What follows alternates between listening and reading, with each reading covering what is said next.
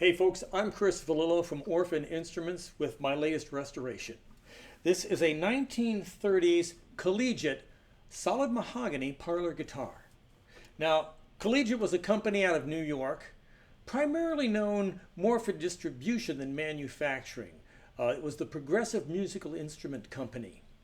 There's a very good chance that this actually wasn't built by PIMCO or the Progressive Instrument Music Company, but by someone like a Stromberg Vossinet out of New Jersey. I got this guitar as a carcass, no tuners, no nut, no bridge, splits in the top, the back was loose and cracked in a couple of different places. It needed a neck reset, and the neck itself was bowed. So I did a pretty extensive restoration on this. And as a matter of fact, it's actually built better than it originally was. I took out, well, first of all, I removed the back, and then as I repaired the splits and breaks in it, I went ahead and removed all of the really thick, blocky kerfing, probably boxwood, that was in there, and replaced it with modern, smaller sized mahogany kerfing. I replaced a missing brace. It's ladder braced, and the top braces are surprisingly tall and quite narrow. Great way to design a brace that gives you good strength and doesn't suck a lot of tone out of the top.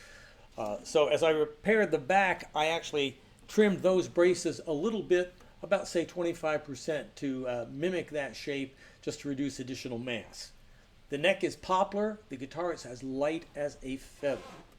I removed the maple fingerboard, which by the way is stained black, and installed a carbon fiber rod to straighten out the bow in the neck, and then reassembled the neck, and then did a full neck reset on it as well. The toners are period replacements that I was able to find and restore, and the bridge is new old stock, and the nut and saddle are both hand cut bone. This thing has a tremendous tone to it. Let me give you just a little bit of taste of that.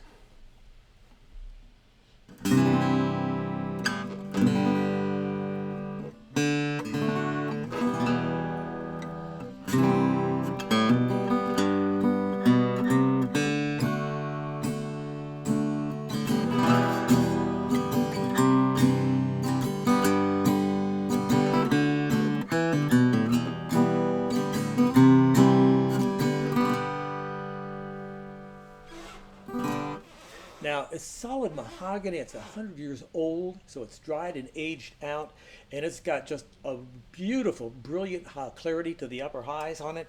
There's also a surprising depth on the low end. Now, this guitar has only been strung up about 12 hours, and I bet it's just going to explode in tone the more it gets played.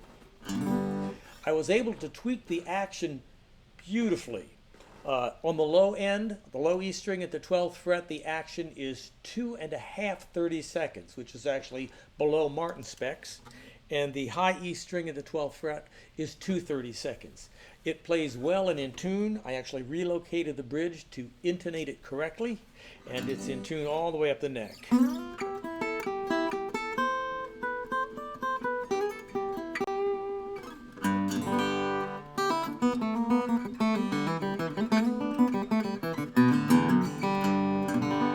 No buzzes at all.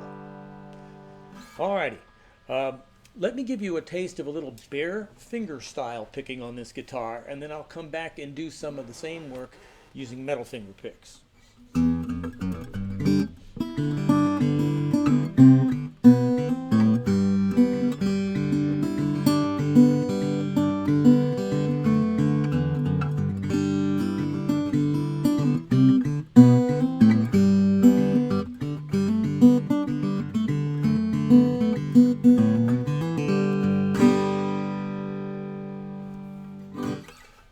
So here we are once again, same passage using steel finger picks. And I'm going to back off the mic just a little bit because this will be fairly loud.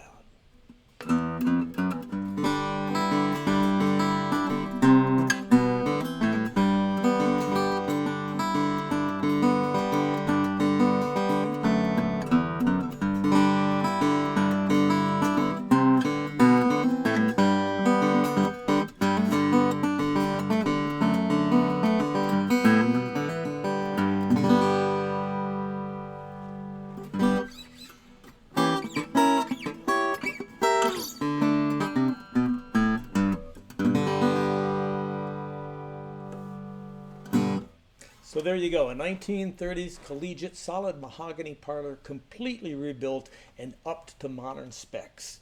It's for sale on reverb.com at the Orphan Instruments page, and you can learn more about all of the different instruments I restore and have for sale at my own website, orphaninstruments.com. Thanks very much.